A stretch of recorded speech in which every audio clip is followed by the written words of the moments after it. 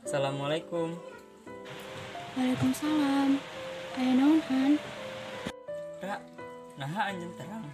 Naha COVID-19 meningkat dina kasus di Indonesia. Sabab masyarakat henteu saluyu sareng protokol kesehatan pemerintah. Ra, naon sababaraha contoh protokol kesehatan henteu dituturkeun. Kayaning nganggo masker, ngumba pandangan saat tos ngumbara, serta ngajaga jarak minimal 1 meter. Oh, sapertos kitu.